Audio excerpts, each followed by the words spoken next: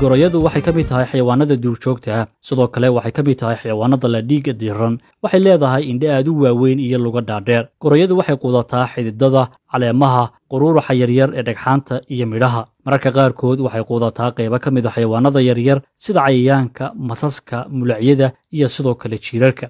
Goroyadu waxay biyaha ka heshaa dhirta iyo midhaha ay quudato. dhanka kale goroyadu waxay ka mid tahay boqortooyada xayawaanka bahda lafdhabarleyda gaar ahaana bahaweynta qooleyda. Sidoo kale waxay ku jirtaa qoyska shimbiraha aan duulin. bahda cilmiga saynisku waxay ugu yeeraan Strathiocamelus, taasoo macnaheedu yahay shimbirgeel.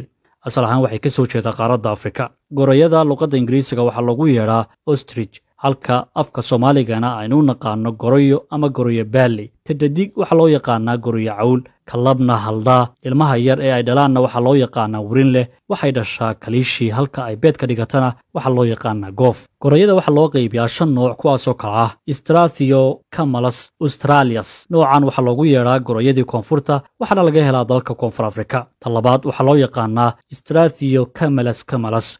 noocan waxaa laga helaa waqooyiga Afrika, halkaasoo loogu magac daray waana nooca ugu ballaaran bahda goroyada 5teeda nooc. waxay leedahay qoorcas.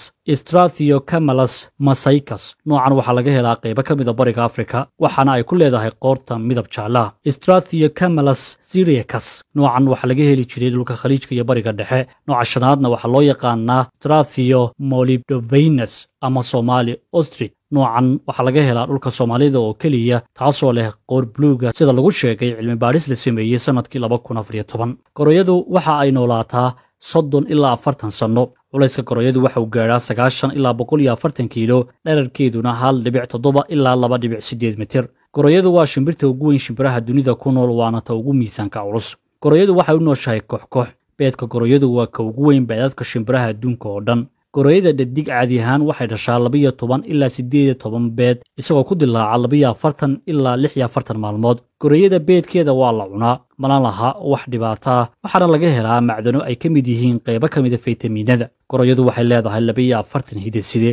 sidoo kale goroyada ugu badan adduunka waxay ku nooshahay qaaradda Afrika. waxaa jira xanuuno badan oo ku dhaca goroyada iyo bahda ay ku jirto shimbiraha, kuwaasoo ay ka mid yihiin xanuunka Newcastle, kudka, xanuunka ku dhaca lafaha iyo xanuuno kale oo ay sababaan nafaqa darradu. xog dhaba lagama hayo ilaa iminka tirada goroyada ee adduunka ku nool, balse waxaa lagu qiyaasaa ilaa 150 kun oo xabbo inay ku nooshahay caalamka.